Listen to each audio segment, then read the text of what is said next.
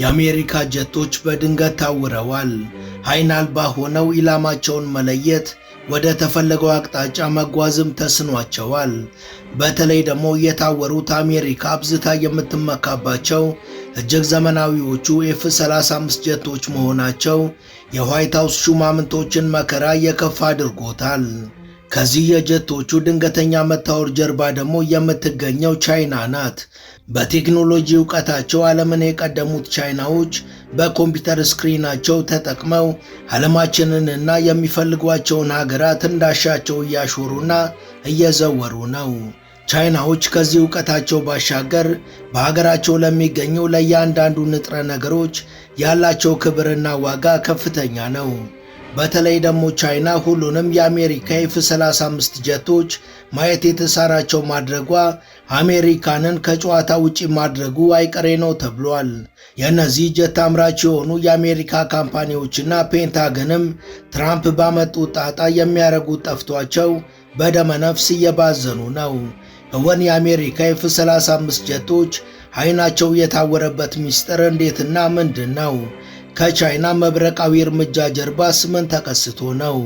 These jets are now being delivered without radars, the piece of equipment that is considered the eyes of the aircraft. So the world's most advanced stealth jets are flying blind. But this very American problem was made in China.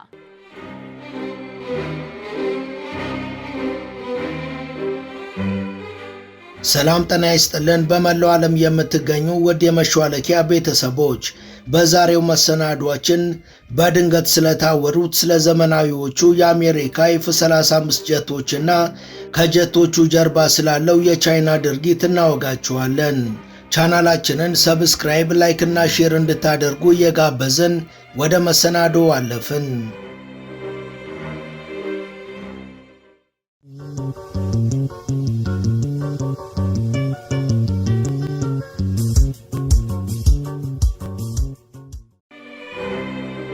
አሜሪካ የገጠማት ነገር እጅግ ከባድ ነው። በቀላሉ ለማስረዳት አንድ ሰው ከታወቀ መኪና አምራች በትዕዛዝ ያሰራውን መኪና ለመረከብ በተቀጠረበት ቀን ሲገኝ መኪናውን በትዕዛዝህ መሰረት እንደምትፈልገው ሁሉንም ቴክኖሎጂ ገጥመን ዝግጁ አድርገናል፣ ነገር ግን የምሽት መብራት መግጠም አልቻልንም፣ የሚተካውን ቴክኖሎጂም አላገኘንም የሚል መልስ ቢሰጠው የሰውየው ቀጣይ እርምጃ ግልጽ ነው። መኪናው የትኛውንም አይነት ቴክኖሎጂ ቢገጠምለት የምሽት መብራት ከሌለው እውር ነው ማለት ነው። ልክ እንደ መኪናው ሁሉ እጅግ ዘመናዊ የሆኑና ከዚህ በፊት ከነበሩት በእጅጉ ተሻሽለው በየትኛውም ሰዓትና የአየር ሁኔታ ተልኳቸውን ይፈጽሙ የነበሩት የአሜሪካ ስቲልዝ F-35 ጀቶች አሁን ላይ ዘውትር ሁሉንም እንዲያዩ ያስችላቸው የነበረው የራዳር ቴክኖሎጂ የሌላቸው እውር በመሆናቸው በወታደራዊ ዘርፍ ውስጥ ትልቅ መነጋገሪያ ሆኗል። በቀላል አነጋገር እነዚህ እጅግ ውድ የሆኑ ተዋጊ ጀቶች በቀንም ሆነ በማታ ማየት የተሳናቸው እውር ሆነዋል። የአሜሪካው ፔንታገንም ባለፉት ጥቂት ወራት ውስጥ እነዚህን ማየት የተሳናቸው 6 አዳዲስ F-35 ስቲልዝ ጀቶችን ለመረከብ መገደዱን በይፋ ገልጿል። ከዚህ ጉዳይ ጀርባ ደግሞ የቻይና ጠንካራ ክንድና የማይፈታ ጭብጥ እንዳለ ይፋ ሆኗል። ለመሆኑ ቻይና የአሜሪካ ጀቶችን እንዴት እውር ማድረግ ቻለች?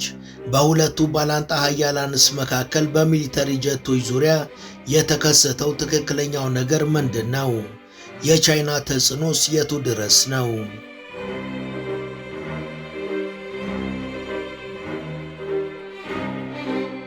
አሁን ባለንበት የቴክኖሎጂ ዘመን ዕውቀትና መረጃ እንደ ቀድሞ በጥቂት ቡድኖች ቁጥጥር ስር የሚሆኑበት እውነታ አብቅቷል። በዚህ ዘመን ሁለቱን ያላማከለ ሥራ ተፈላጊውን ውጤት በፍጹም አያመጣም። እነዚህ ወሳኝ ነገሮች በኃያላኑ መንደርም ግንኙነትንና ስልትን ጨምሮ በርካታና ፈጣን የሆኑ ለውጦች እንዲስተዋሉ አድርገዋል። በሚዋዥቀው የዓለም ምህዳር ውስጥ ታላቅነትን አስጠብቆ ለመቀጠል ደግሞ በሳል አመራርን ይጠይቃል።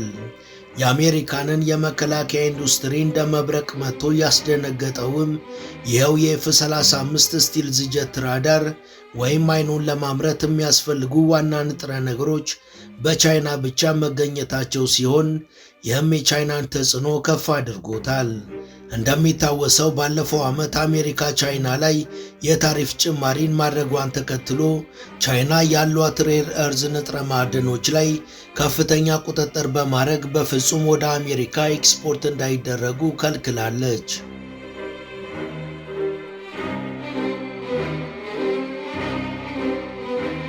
በቴክኖሎጂ ላቅ ያሉ ሀገራት ዘመኑ የፈጠረውን አጋጣሚ ለጥቅማቸው በማዋል ውድድሩን የገፉበት ቢሆንም የየሀገሩ ቴክኖሎጂ ዲዛይን ሀገራቱ ባላቸው የሰው ኃይል አቅም የሚወሰንና የሚለያይ ነው።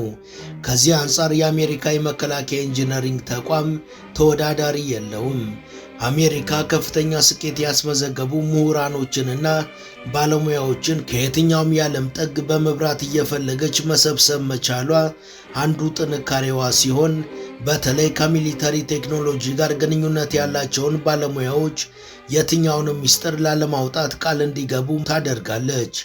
ከዛም እያንዳንዱ እንቅስቃሴያቸው የተገደበና በደህንነት ተቋማት እይታ ውስጥ ያለ ነው። በኃያላኑ መካከል የሚታየው መበላለጥ የሚመነጨውም ከዚሁ የዲዛይን ልዩነትና ሚስጥራዊነት ነው። እጅግ ዘመናዊ የሆነው የአሜሪካ ኤፍ-35 ስቲልዝ ጀት ዲዛይናቸው በሚስጥር ከተያዙና የላቀ አቅም ካላቸው የአሜሪካ ቴክኖሎጂዎች መሃል አንዱ ነው። ከጥቂት ወራት በፊት በኢራን ሰማይ ላይ እንደ ልቡ ሲምነሸነሽ የነበረው ይህ ጀት ከራዳር የተደበቀ ነገር ግን ሁሉንም ኢላማውን በጥራት ማየት የሚችል በመሆኑ ለጠላት ኢላማዎችን መደበቅም ሆነ ጥቃትን ለመከላከል በእጅጉ ይከብደዋል።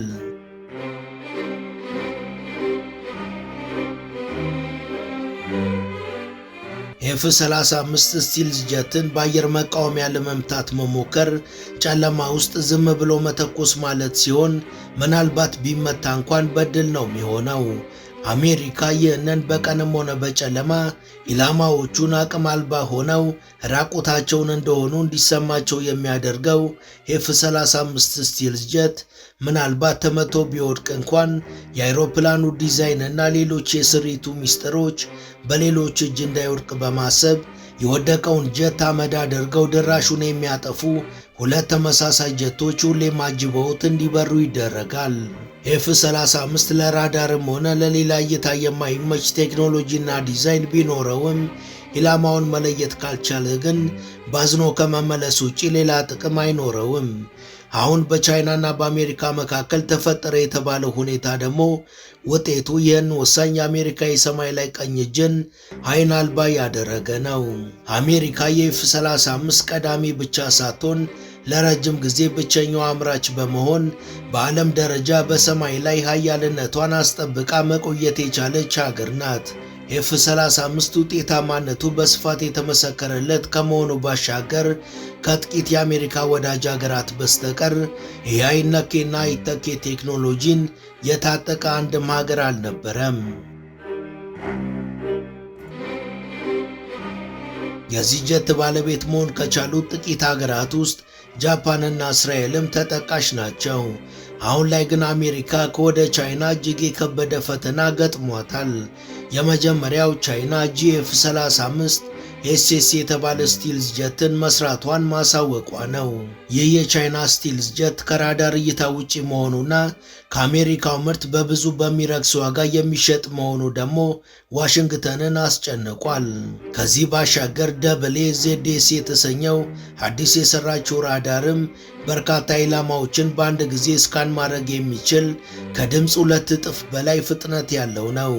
ይህ የቻይና ጀት በብዛት ተመርቶ ገና ለገበያ ያልቀረበ ቢሆንም 40 ጀቶችን ለመግዛት ፓኪስታን ጥያቄ ከማቅረብ አልፋ ፓይለቶችን በቻይና ማሰልጠን መጀመሯ ተሰምቷል።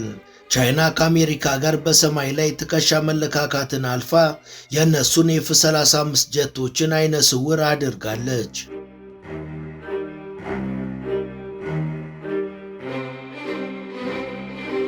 የፕሬዝዳንት ዶናልድ ትራምፕ ሁለተኛው የስልጣን ዘመን አሜሪካ ፈርስት የሚል መርህን የተከተለና አሜሪካ በተለይ በንግድ ልውውጥ በወዳጆቿ ሳይቀር ተበድላለች የሚል ድምዳሜ ላይ ያደረሰ የመንግስት አስተዳደር የታየበት ዘመን ነው። በዚህም በዓለም የንግድ አጋሮቻቸው ላይ ያለ ልዩነት የታሪፍ ጫናን በመጣል አሜሪካንን ታላቅ ያደርጋል ያሉትን ነገር ተግብረው ነበር። እንዳሉትም በርካታ ሀገራት በመሪዎቻቸው በኩል እግራቸው ስር ወድቀው ሲለማመጡና ትራምፕም የጠየቋቸውን ሲያደርጉ ተመልክተናል። ይህ የትራምፕ እርምጃ የጋራ ተጠቃሚነትን እንደማያረጋግጥ ለማሳሰብ ከውስጥም ከውጭም የሞከሩ ቢኖሩም ጭብጨባ የተጫነው የትራምፕ ጆሮ ግን በፍጹም ሊሰማ አልተቻለውም ነበር። የጋራ ጥቅምን በተመለከተ ሐሳብ ከሰነዘሩት መሃል የቻይናው መሪ ሺ ጂንፒንግ አንዱ ነበሩ። በወቅቱ ግን ሰሚ አላገኙም። ቻይና በትራምፕ የታሪፍ ገደብ የአጭር ጊዜ ጉዳት እንደምታስተናግድ ብታውቅም የረጅም ጊዜ ተጎጂው ማን እንደሚሆን ስለምታውቅ ወደ አላስፈላጊ ውዝግብ ከመግባት ይልቅ የራሷን ያልተጠበቀ ፈጣን እርምጃ ወሰደች።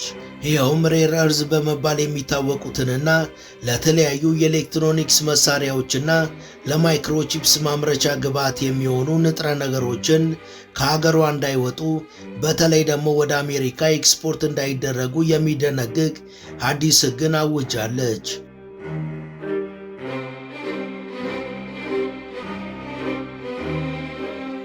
የአሜሪካንን F-35 ስቲልዝ ጀቶችን የሚያመርተውና ወደ 10 ለሚጠጉ ሀገራትም የሚሸጠው ሎከሬድ የሚባለው የጦር መሳሪያ አምራች ካምፓኒ በቻይና ፖሊሲ ሰለባ ከሆኑት ውስጥ ዋነኛው ነበር።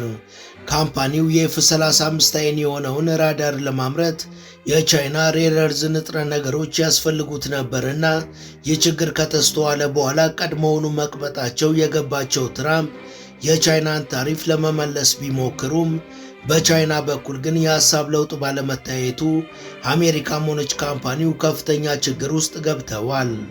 ሎከርሄድ ለሚያመርታቸው F-35 ስቲልዝ ጀቶች ራዳር መስሪያ የሚሆን ለእያንዳንዳቸው 500 ሚሊግራም ሬር እርዝ ያስፈልጋል። ይህን ሬር እርዝ ያስገባ የነበረው ደግሞ ከቻይና ነበር። ከነዚህ የሬር እርዝ አይነቶች በዋነኛነት ለራዳር ሥራ የሚውሉት ሦስቱ ናቸው።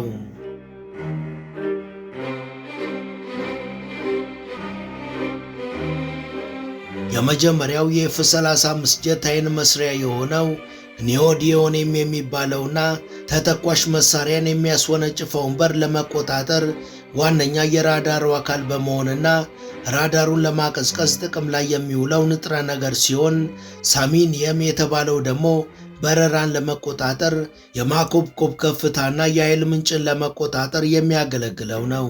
ሶስተኛው ደግሞ ጋሊዮን የሚባለው ሲሆን ለሴሚኮንዳክተሮች መስሪያ፣ ለራዳሩ የኤሌክትሮኒክስ ስካነሮችና የኤሌክትሮኒክ ዋርፌር መሳሪያዎችን ለማምረት የሚያገለግል ነው።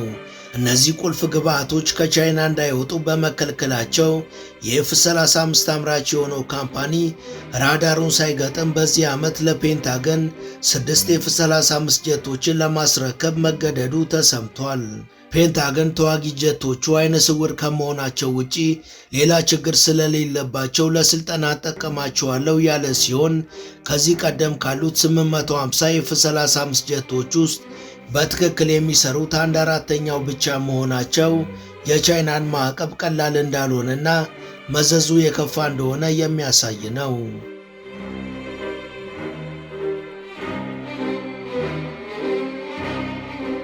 ኤፍ-35 ስቲልዝ ጀቶችን የሚያመርተው ተቋምና ፔንታገን አሁን ላይ ራዳሩን ሊተካ ይችላሉ ብለው ያሰቡትን AN-85 የተባለ ቴክኖሎጂን ወደ ሥራ በማስገባት የቻይናን ተጽዕኖ ለመቀነስ እየሞከሩ ቢሆንም እስከ 2028 ድረስ ይህ ነው የሚባል ተጨባጭ ውጤት ማምጣት እንደማይቻል ግን አልሸሸጉም።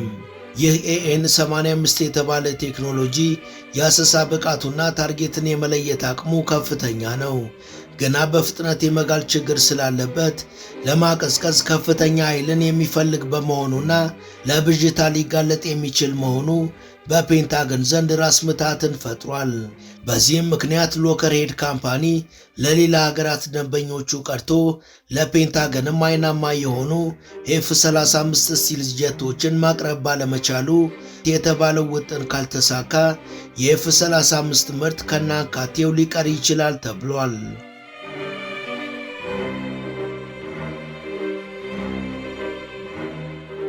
ወደ ቻናላችን ቤተሰቦች አሜሪካ ስለታወሩባት F-35 ጀቶቿና ከዚህ ጀርባ ስላለው የቻይና እገዳ እንደዚሁም ደግሞ አሜሪካና የጦር መሳሪያ አምራች ካምፓኒዎቿ ይህንን ችግር ለመቅረፍ የወጠኑትን እቅድ በተመለከተ ያስቃኘናችሁ የዛሬው መሰናዷችን ይህን ይመስል ነበር።